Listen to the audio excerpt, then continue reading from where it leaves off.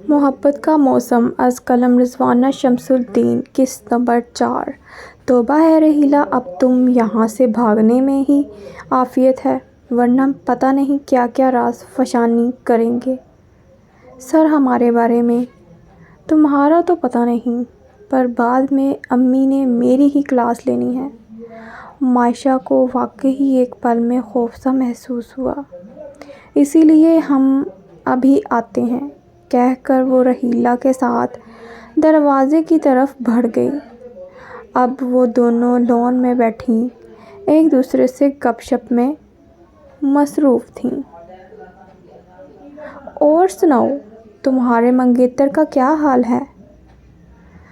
بہت دنوں سے تم نے واسق وہ بول بول کر میرے کان نہیں کھائے، مائشہ نے شرارت سے کہتے ہوئے رحیلہ کے خالہ زاد منگیتر واسق کا نام لیا۔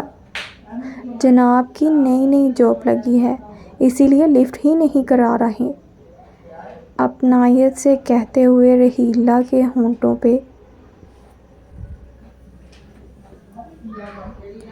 پیار بھری خفگی تھی۔ واسق بھائی دل کے بہت اچھے ہیں، تم بہت لکی ہو کہ تمہیں اتنا چاہنے والا اور قدر کرنے والا ہمسفر ملا ہے۔ واسق کی تعریف کرتے ہوئے مائشہ کی آنکھوں میں اپنی سہیلی کے لیے صرف پیار ہی پیار تھا، جبکہ اپنی منگیتر کی تعریف پر اس کی آنکھوں میں بھی مسکراہٹ رسک کرنے لگی۔ ہیلو گرلز، یہاں کیا ہو رہا ہے؟ کسی ضروری کام سے گیٹ کی طرف جاتے ہوئے ہود کی نظر جوں ہی ان دونوں پر پڑی،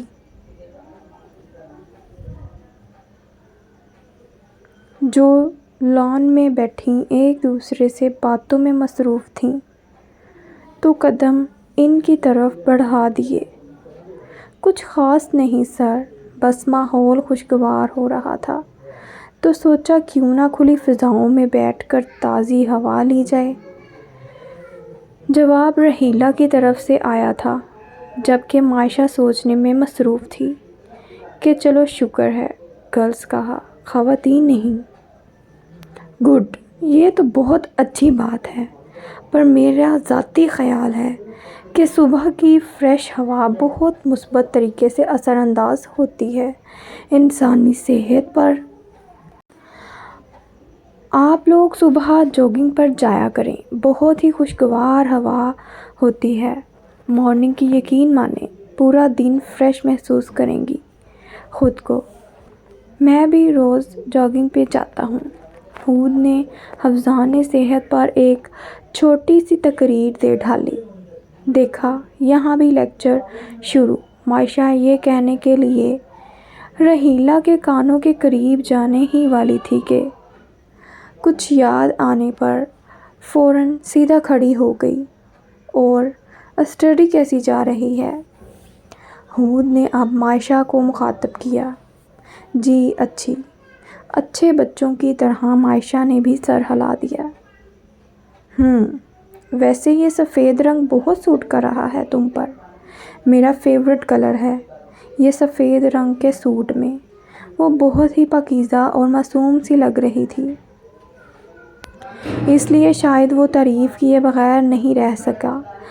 اپنی بات کہہ کر وہ رکا نہیں، لمبے لمبے ڈگ بھرتے گیٹ عبور کر گیا۔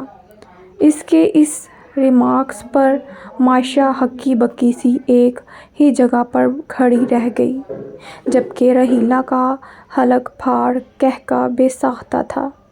کچھ تو گڑبڑ ہے سر ہود، تم میں انٹرسٹ لے رہے ہیں؟ رحیلہ نے ہنستے ہوئے راز فاش کیا۔ تم یہ بات بہت اچھے سے جانتی ہو کہ مجھے سر ہود بالکل بھی پسند نہیں، اور میں مار دوں گی تمہیں اب اگر ایک بار تم نے سر ہود کا تذکرہ کیا۔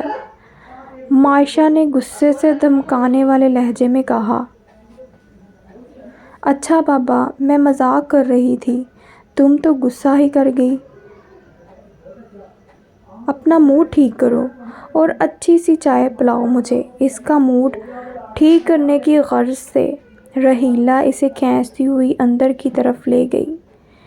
عشاء کی نماز سے فارغ ہو کر معائشہ اپنے کمرے میں ڈائجسٹ پڑھنے میں مصروف تھی کہ کب مریم بیگم دروازہ کھول کر اندر داخل ہوئیں۔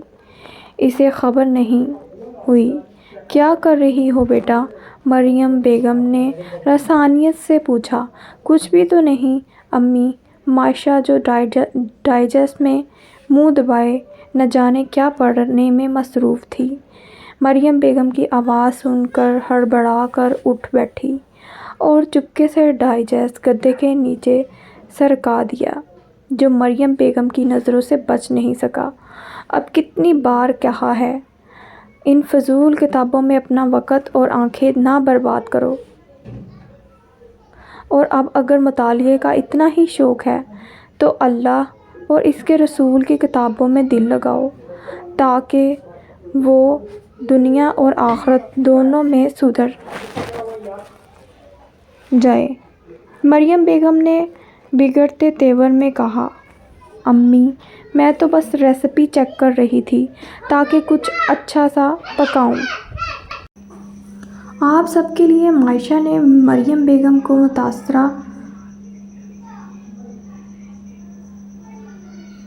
متاثر کرنے کے لیے سفید جھوٹ بولا۔ وہ اچھی طرح سے جانتی تھی کہ مریم بیگم اس کے کچن میں کام کرنے سے کتنی خوش ہوتی تھیں۔ ہاں، یہ ایک الگ بات ہے کہ انہیں یہ خوشی بہت ہی کم موقع پر میسر ہوتی تھی۔ رہنے دو، مجھے چونا مت لگاؤ، بس سب جانتی ہوں میں، تمہیں کتنی رغبت سے کھانے پکانے سے مریم نے اتارا۔ اچھا چھوڑیں امی، یہ بتائیں کہ آپ کو کوئی کام تھا مجھ سے؟ معائشہ نے بات بدلتے ہوئے کہا۔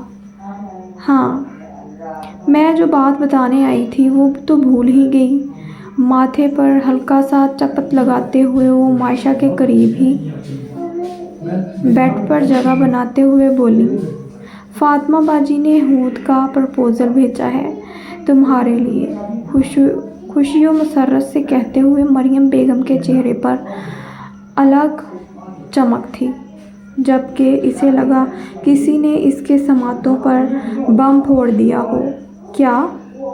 مارے حیرت کہ اس کی زبان گنگ ہو گئی۔ لیکن امی کیوں؟ اب اس کیوں کا جواب میں کیا دوں؟ مجھے تو یقین ہی نہیں آ رہا کہ فاطمہ باجی نے اپنے لائق فائق بیٹے کے لیے میری نکمی بیٹی کا انتخاب کیا ہے۔ بہت بڑا ظرف ہے ان کا۔ مریم بیگم خوشی سے پھولیں نہیں سما رہی تھیں، جبکہ اپنی ناقدری پر معائشہ کی آنکھوں میں پانی جمع ہونے لگا۔ اسے تو یقین ہی نہیں آ رہا تھا کہ اپنی اکلوتی بیٹی کی کوئی عزت ہی نہیں ان کی نظر میں۔ کیا تمہاری آنکھوں میں آنسو آ رہے ہیں؟ اتنی جلدی تھوڑی ہی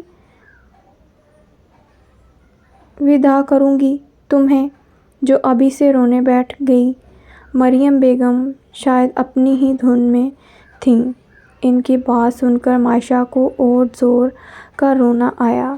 امی آپ یہ کیا کہہ رہی ہیں؟ مجھے ہود بھائی سے شادی نہیں کرنی، پلیز۔ معائشہ نے ہمت جمع کر کے بالآخر کہہ ہی دیا۔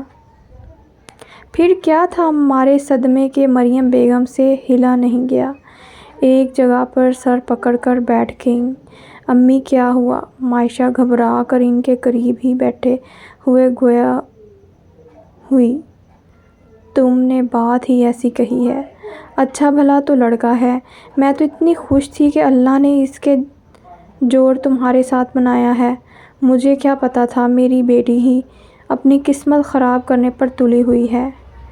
مریم بیگم کی حیرانگی کو کم کرنے کا نام نہیں لے رہی تھی۔ وجہ جان سکتی ہوں؟ ہود سے شادی سے انکار کرنے کا سبب کیا ہے؟ غصے اور صدماتی لہجے میں مریم بیگم نے استفسار کیا۔ بس وہ مجھے پسند نہیں۔ معائشہ نے کندھے اچکائے، جبکہ اس کے یوں کندھا اچکانے پر مریم بیگم کا خون کھول گیا۔ ارے او نامراد، کوئی تو وجہ ہوگی ناپسندگی کی، ایسے بیٹھے بٹھائے انکار کیوں کر رہی ہو؟ دماغ تو خراب نہیں ہو گیا تمہارا؟ غصے سے مریم بیگم کا جلال عروج پر پہنچ گیا۔ ان کا بس نہیں چل رہا تھا کہ وہ کیا کر بیٹھیں۔ امی پلیز میری بات سنیں، آپ دنیا میں کسی بھی لڑکے سے میری شادی کر دیں، مجھے منظور ہوگا، مگر حود بھائی سے نہیں، پلیز۔